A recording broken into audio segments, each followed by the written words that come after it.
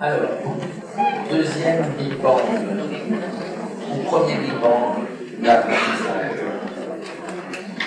Donc, Big Bang, pourquoi Big Bang? Décloisonner l'alternance, décloisonner l'apprentissage, faire en sorte que ça soit plus facile de rentrer en apprentissage, de passer potentiellement d'établissement professionnel à des CFA et vice-versa. Revoir surtout le financement, la gouvernance. Après tout, l'apprentissage, fondamentalement, c'est des contrats d'apprentissage. Donc s'il n'y a pas de contrat d'apprentissage, il n'y a pas d'apprentissage. Un système qui est reposé sur le financement a priori de place dans des CFA atteint ses... Voilà, on l'a testé pendant des années, il a été dans le collimateur depuis des années. La loi dit, on change le système, on va faire comme pour le contrat pro. Donc on est indéniablement dans un mécanisme qui rapproche l'apprentissage du contrat pro dans sa mise en œuvre. On va le voir tout à l'heure quand on verra les conséquences de la loi sur le contrat d'apprentissage lui-même, sur le financement du contrat. Et puis donc les CFA. Les CFA vont être obligés de respecter les obligations comme un organisme de formation déclaré. Donc ils vont même avoir l'obligation de respecter une certification qualité comme les organismes de formation. Et le législateur, je l'avais déjà dit, n'a pas franchi le pas. Il reste toujours deux univers. L'apprentissage reste donc clairement une filière de la formation initiale, dans les textes en tout cas, et l'action d'apprentissage n'est pas une action de formation, n'est pas une action certifiante, c'est quelque chose de spécifique. Ça s'inscrit dans le continuum de la formation initiale, comme je l'expliquais. Et puis, le maître d'apprentissage reste toujours la figure importante dans l'entreprise pour garantir le bon déroulement de ces phases, de ces jours en entreprise. Alors, encore un petit schéma monstrueux comme Centre Info, c'est comment faire. Donc voilà, à terme, comment ça va marcher. Donc la contribution unique passe par l'URSSAF. En principe, on devrait avoir une animation plus séquencée. Donc d'abord, la contribution unique, l'URSSAF, France Compétences récupère cet argent, et France Compétences fait partir une partie sur l'opérateur de compétences qui va garantir le financement de la formation prévue au contrat. La région pourra intervenir également dans le cas d'une convention avec l'opérateur de compétences pour compléter le financement de l'action des CFA, et il y aura également une possibilité d'investir sur certains CFA, et c'est l'opérateur de compétences, là encore, qui sera le garant du financement des CFA eux-mêmes. Donc le contrat d'apprentissage est au cœur du processus du financement des CFA. C'est surtout ça qu'il faut obtenir, avec un point sur lequel je vais revenir, c'est que le coût au contrat sera connu d'avance. C'est-à-dire que je vous ai dit que c'était plus simple pour un organisme de formation de financer dans l'apprentissage. Les régions n'enferment plus dans des conventions d'ouverture de places d'apprentissage. Vous pouvez prendre le risque d'offrir vos services, mais attendez quand même de savoir quel est le prix que le cours va vous proposer. Ne vous précipitez pas forcément. Alors, concernant le CFA, donc il va subir le paiement au contrat. S'il n'était pas lui-même déjà organisme de formation, si vous ne connaissez pas le contrat pro, les OPCA, ça va être un changement de monde. Et puis il va, donc à terme, vous en parlerez tout à l'heure, être aussi concerné par la certification qualité. Un critère va être spécifique au CFA.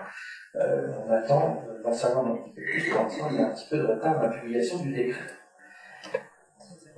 Alors, comment ça marche? France Compétences donc a proposé un modèle de calcul des coûts. Ça a été transmis aux branches professionnelles. Donc, elles ont commencé à remonter par filière des montants de prise en charge. Donc, c'était les branches professionnelles qui sont invitées à faire ça. Et l'idée, c'était d'arriver au système suivant. Si la branche professionnelle a prévu un coût, c'est ce coût-là qui va s'appliquer. Mais s'il n'y a pas de coût fixé par la branche professionnelle, ça sera un coût fixé par décret. Donc, Donc le décret n'est toujours pas sorti pour l'instant, et donc nous attendons la publication de ces coûts pour que vraiment le système puisse fonctionner. Alors, à partir de quand le paiement au contrat va fonctionner, voilà, techniquement, juridiquement, le système peut fonctionner dès que toute la règle du budget est fixée. Donc on a un calendrier qui se situe entre la fin du second trimestre et le mois de septembre. Donc, voilà, il y a un petit peu d'aléas, ça dépend des calendriers. Mais voilà, il semblerait qu'on se dirige vers un système qui pourra commencer à fonctionner à partir du mois de septembre. En ce qui concerne les financements régionaux, donc je l'ai déjà évoqué tout à l'heure quand j'ai parlé des régions. Donc les régions restent impliquées dans le système de financement des CFA avec des enveloppes financières bien moindres, et tout cela va passer par une procédure de demande de moyens à France Compétences, et c'est sur la base de ce que la région aura demandé que France Compétences versera donc des moyens financiers à la région, qui pourra donc compléter les dépenses de fonctionnement, investir par biais de subventions dans certains CFA, et tout ça fera l'objet de conventions avec les OPCO. L'État, si une région ne rentrait pas dans ce mécanisme, eh bien l'État pourrait se substituer à la région afin que les CFA qui manquent de moyens puissent toujours continuer à exercer leur activité. Donc là encore, on voit bien que le législateur a tenu compte des alertes des régions et a prévu un système pour éviter des ruptures en ce qui concerne les CFA. Autre volet du Big Bang de l'apprentissage, c'est assouplir les conditions du contrat d'apprentissage lui-même. Donc on va le voir, toutes ces initiatives aboutissent un peu à s'inspirer du contrat de Pau. Donc sur l'âge, on ne va pas jusqu'au bout, mais voilà, on va jusqu'à 29 ans, donc avant la 30e année. On peut déroger pas mal aussi à la limite d'âge supérieur, donc là, cette dérogation sera pas du contrat de pro.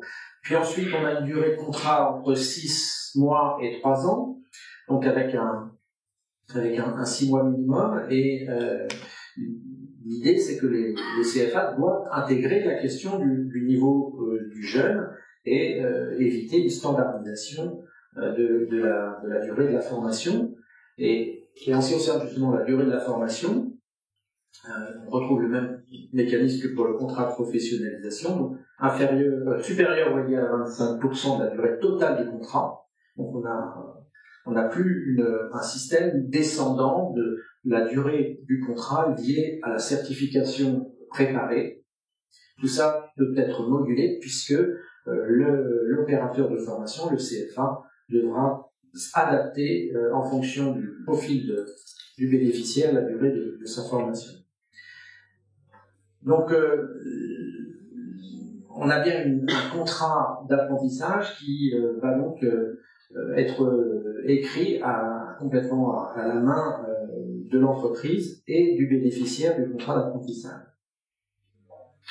Le but du jeu, c'est de faire en sorte que les contrats puissent avoir lieu tout au long de l'année. Alors, ça dépend bien sûr aussi des épreuves, des certifications. Donc, on attend aussi les certificateurs pour qu'ils programment plus régulièrement les passages d'épreuves, pour que tout au long de l'année, des contrats puissent être conclus.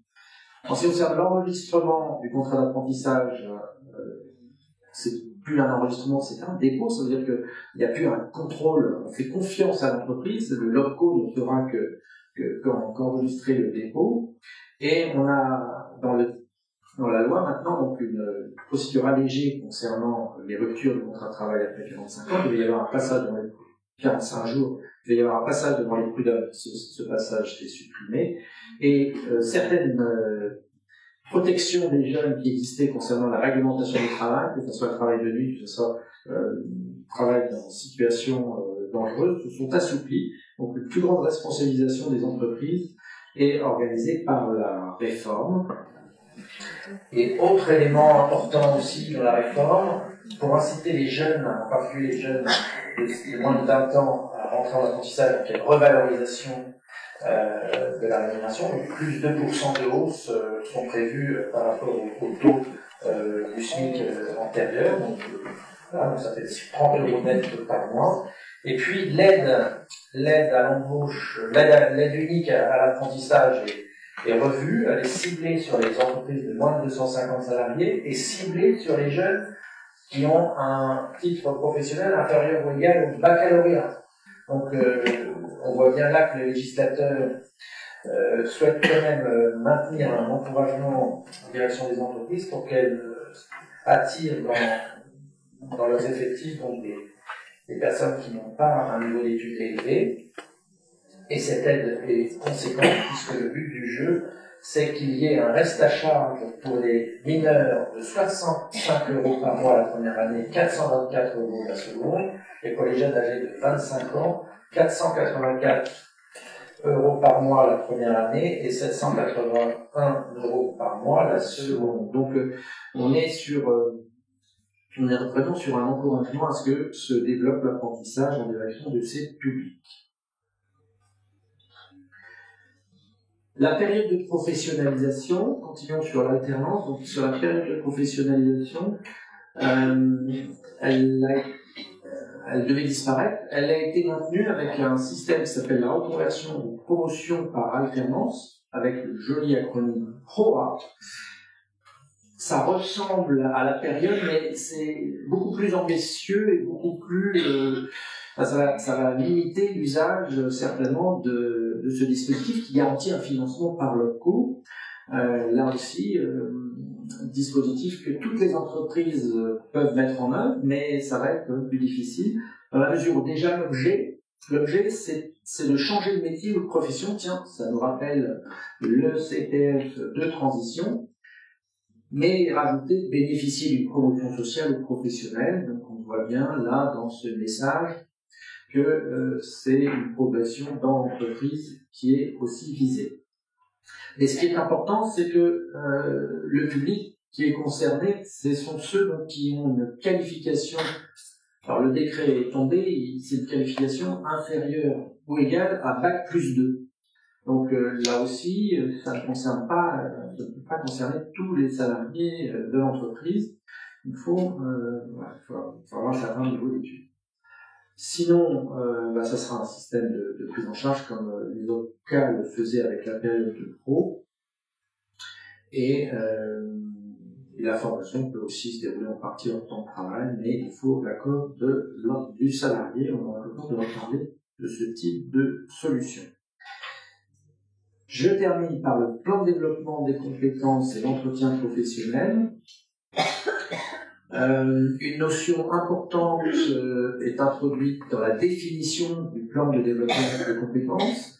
Le législateur entérine le constat que les entreprises utilisent principalement leur plan pour financer des formations entre guillemets obligatoires, donc liées au métier.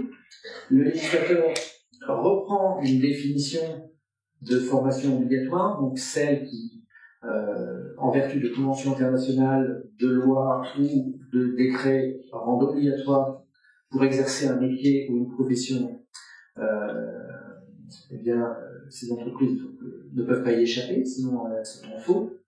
Donc, constatant cette réalité, le législateur l'introduit dans le Code du travail et nous dit donc que toutes ces formations prévues par le développement des compétences sont assimilées avec le temps de travail, rien d'anormal, c'est classique, c'est pendant le contrat de travail, donc ça s'assimile avec le temps de travail effectif. Par contre, le hors-temps de travail ne pourra pas concerner donc cette première catégorie dont je parle, de formation dite obligatoire, parce que, justement, comme elles sont obligatoires, elles doivent se dérouler sur le temps de travail. En ce qui concerne les formations hors temps de travail, elles seront limitées à 30 heures par an, avec l'accord naturellement du salarié concerné. Alors cette définition est importante parce que l'entretien professionnel, et en particulier l'état des lieux qui est prévu au bout de 6 ans, est impacté par ce changement. L'entretien professionnel, donc depuis 2014, tous les 2 ans, se caractérise par un processus d'état des lieux au bout de 6 ans. Cet état des lieux, donc, pour les salariés qui étaient en poste en 2014, il doit avoir lieu en 2020. Cet état des lieux, le législateur nous dit, on change la règle du jeu. Jusqu'à présent, nous avions une règle qui consistait à repérer si, au bout de ces 6 ans, 3 critères avaient été atteints par l'entreprise et le salarié, à savoir que le salarié avait suivi au moins une formation, que le salarié avait bénéficié d'une promotion ou d'une augmentation salariale, et, 3e critère, s'était engagé dans une certification professionnelle. Si 2 sur ces 3 critères n'étaient pas atteints par l'entreprise, un abondement dit correctif était versé, un abondement financier, enfin en heures à l'époque, mais financier, financier déjà à l'époque, était versé à l'OCA de 3 000 €. Donc cette règle de l'abondement correctif, elle reste. C'est-à-dire si on n'a pas démontré, si l'entreprise n'avait pas démontré qu'elle a fait un certain effort pendant ces 6 ans en direction de tous ses salariés, elle doit, à l'égard des salariés en question, verser 3 000 € à la Caisse des dépôts et consignations internes, puisque cet état des lieux n'a jamais eu lieu.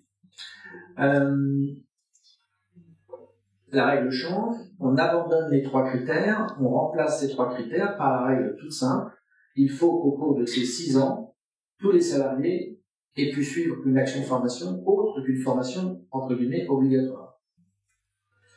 Donc le législateur dit aux employeurs, vous devez permettre aux salariés de s'ouvrir à autre chose que leur métier pendant 6 années.